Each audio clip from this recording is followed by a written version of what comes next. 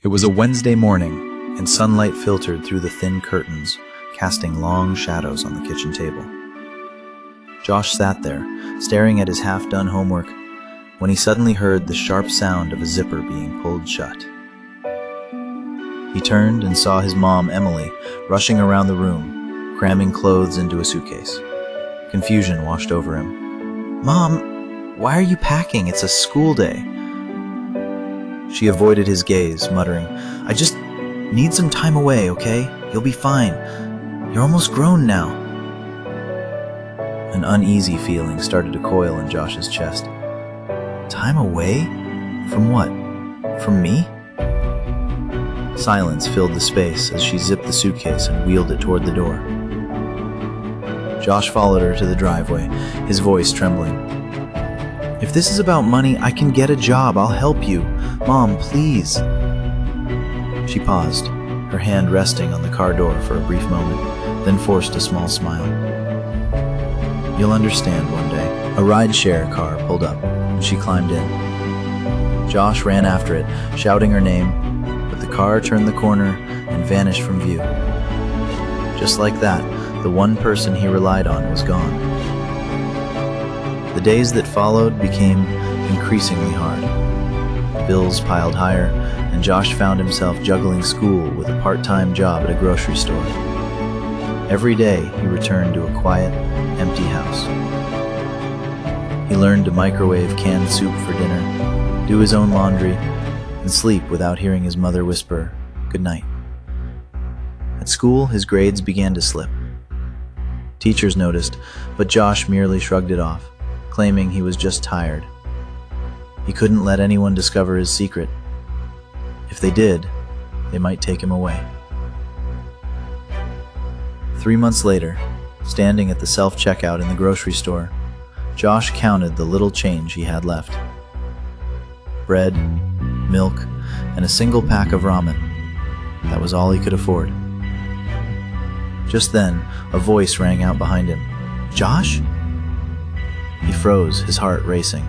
He turned around, and there she was, his mom, Emily. But she looked different, dressed in expensive clothes, shopping bags in hand, and a man Josh had never seen beside her. "Mom?" he stammered, his voice unsteady. Her smile faltered as she glanced from Josh to the man and back again. "This isn't a good time," she murmured. Josh dropped his groceries, disbelief washing over him. "You left me for him?" Emily's gaze shifted between her boyfriend and her son. "Keep your voice down, Josh." Tears welled up in his eyes. "You didn't need time away, Mom. You just didn't want me." The man shifted awkwardly, but Emily remained silent. Josh turned and walked out of the store, leaving the groceries behind.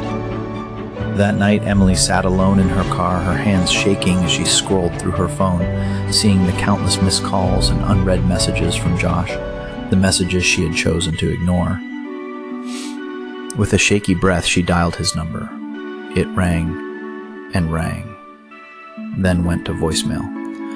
"Josh, please, I made a mistake. I need to see you," she whispered into the phone before hanging up and staring into the darkness.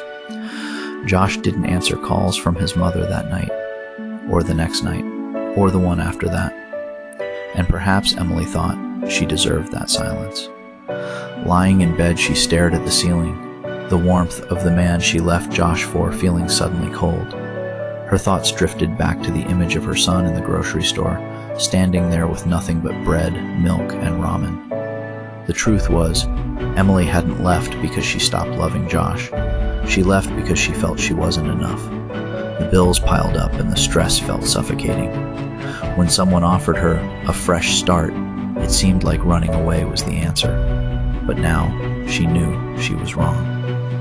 Days later, she drove to Josh's school, waiting in the parking lot until the final bell rang. Students poured out, chatting and laughing as they headed toward their buses. Then she spotted him, Josh, walking quickly with his hood pulled up, backpack slung low. "Josh," she called. He froze, but instead of coming toward her, he turned to walk away. Emily jogged after him. "Please, just give me a minute to explain." Josh stopped and turned around, angry. Explain what? That you traded me in for some guy you barely know? That you lied about needing time away when really you just didn't want the responsibility anymore? Tears welled in Emily's eyes. It's not like that, Josh interrupted. It's exactly like that. For a moment, she wanted to defend herself, but instead, she took a deep breath. You're right. I failed you. I thought I was making things easier for both of us, but I was just making it easier for me. Josh gazed at her, and for the first time, his eyes held no anger, only hurt. Why now, Mom? Why suddenly decide you care? Because, she replied softly, I saw you that day in the store. I realized you've been surviving on your own while I pretended I had it all together. The truth is, I've been miserable without you. Josh's gaze flickered, torn between the urge to believe her and the instinct to protect himself from more pain. Just when Emily thought she might be reaching him, a car pulled up to the curb. It was the man she'd left with. He rolled down the window. Emily, we need to go. Now. Josh's jaw tightened, angry. Oh, guess I got my answer. He started to walk away again. Emily turned to the man. Give me a second. No, he said firmly. There's a problem. You need to see this. He handed her a folded piece of paper. As she unfolded it, her face went pale. It was a printed letter with Josh's name at the top. The words were brief, but heavy. This is to let you know that the property at 762 Maple Hollow Lane is facing foreclosure due to non-payment and is scheduled to be taken within 30 days. Emily's voice trembled as she spoke. This is your house, Josh. Josh turned around slowly, confusion etched on his face. My house? What are you saying? I don't even own...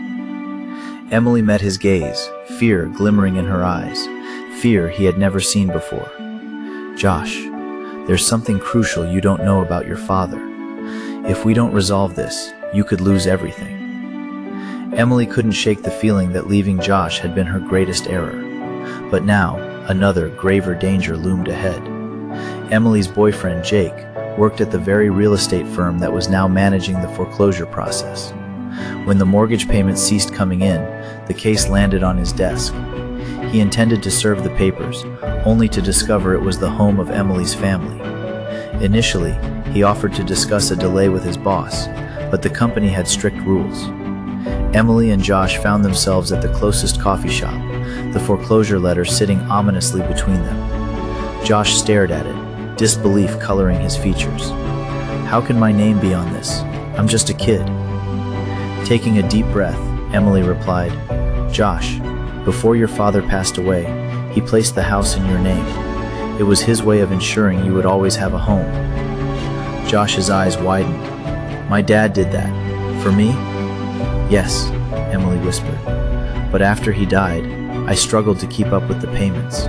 When I left, I thought the house would be safe. I didn't realize the bank was sending notices to you. Josh leaned back in his chair, shaking his head in disbelief. So, you left me to handle this alone, and now the one thing Dad entrusted to me is about to be taken away. Emily's voice faltered. Yes, unless we join forces to fix this. For days, Emily worked hard to prove her commitment. She moved back into the house and picked up extra shifts at 2 different jobs. The pay was never enough, but this time she was determined to make things right. She silently paid the overdue electric bill. Slowly, Josh started to see that she wasn't just making empty promises, she was taking action. The day had finally arrived for Emily and Josh to meet with the bank. They stepped inside together, Emily clutching a folder filled with essential documents, proof of payments, and a proposed repayment plan. Taking their seats across from the bank officer, they watched as he perused the papers methodically. After what felt like an eternity, he lifted his gaze. This might be feasible. However, you'll need an extra $5,000 by the end of the month. Josh's heart sank in response. $5,000? We can't come up with that. Just when despair threatened to envelop them, the bank officer leaned in closer. Whisper, there is another option. He slid an envelope toward them. This arrived at our office a few days ago. specifically for you, Josh." With a hesitant hand, Josh opened it. Inside lay a cashier's check for exactly $5,000. There was no return address, only a note reading, "For the boy who deserves to keep his home, from someone who still believes in him."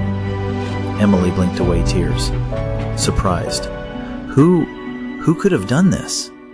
Josh flipped the note over, revealing a cryptic message in tiny handwriting. "Ask your mother." His gaze shot up. "Mom, what does this mean?" Emily froze, color draining from her face. Stuttering, I think I know who sent it." Josh's voice was steady. "Who?" She glanced at the bank officer and then back at him. Whisper, "Your father wasn't the only one hiding things." Josh leaned in, confused. "What are you saying?" Emily took a deep breath. "There's someone you need to meet, Josh. Someone who's been looking over you your entire life." Emily had thought she'd lost her son for good, but the truth she was about to share had the power to shatter everything Josh believed about his family. For months, Josh had convinced himself that his mother had left him for good, but now, everything was about to change as he prepared to meet the one who had been quietly watching over him his entire life. Days later, as they drove through town, Emily remained unusually silent. Josh, seated in the passenger seat, felt a whirlwind of thoughts. "Mom, where exactly are we heading?" "You'll see," she replied softly. "I just need you to keep an open mind." They turned onto a serene, tree-lined street, and at the far end stood a quaint white house with a porch swing swaying gently. Emily parked the car, her gaze fixed on the front door. "This is it," she murmured. With a determined knock, they waited. Footsteps approached, and the door creaked open to reveal a woman in her late 50s, her kind eyes sparkling with warmth. Josh blinked, confusion washing over him. Hi?" The woman looked at him as if he were a familiar figure from her past. "Josh," she said, "you've grown so much." Turning to Emily, Josh asked, "Who is she?" Puzzled, Emily hesitated, her voice wavering. "This is your grandmother, my mom." Nervous as they stepped inside, the sweet aroma of fresh cookies enveloped them. Josh sank into the couch, still grappling with the revelation. "My grandmother? You never told me about her." Emily nodded, her expression somber. "I know. We had a falling out long ago. After your father passed away, I was young and stubborn. I thought I could manage it all by myself, and that meant keeping you away from her." Josh looked up at the older woman. "And you've been watching over me all this time?" A faint smile appeared on her lips. "Every birthday, every report card, every time you were sick, I was there, in spirit. When I learned about the foreclosure, I couldn't just stand by and watch you lose your home." Tears welled in Josh's eyes. "So, you sent the money?" She nodded gently. "I just hope it's not too late for me to truly be a part of your life." Full Emily looked down, regret etched on her face. "I made a lot of mistakes, Josh. I thought that pushing people away would keep me safe, but all it did was harm those I love the most. If you can forgive me, maybe we can begin anew, all three of us." Josh sat in silence, grappling with his emotions. His mother had felt like a distant memory, and his grandmother was a stranger until now. Yet, deep within, he didn't want to live a life filled with anger. He looked at both women, determination in his voice. "All right, we start over. But no more secrets. Ever." They nodded in unison, tears shimmering in their eyes. The foreclosure was officially halted, and Josh still had his home. For the first time in years, he felt a sense of family again. Emily wrapped her arm around her son. "I may not have been there for you when it mattered the most, but I promise from this moment on, I'll always be by your side." Josh's smile was soft yet genuine. "We all stumble, Mom. It's how we pick ourselves up that really matters." Moral of the story: in life, we all face hurt, often from those we cherish the most. Yet, Forgiveness has the incredible power to reshape the broken into something even stronger. Ultimately, family isn't defined by perfection. It's about showing up and never losing hope. Don't let pride stop you from mending what's been broken. There's always time to say you're sorry. If this story resonated with you, please consider subscribing and enabling notifications so you don't miss out on the next chapter. We're committed to sharing impactful, transformative stories just like this one, and you definitely won't want to miss what unfolds next. Your support empowers us to continue crafting narratives that inspire, educate, and remind us all of what really matters.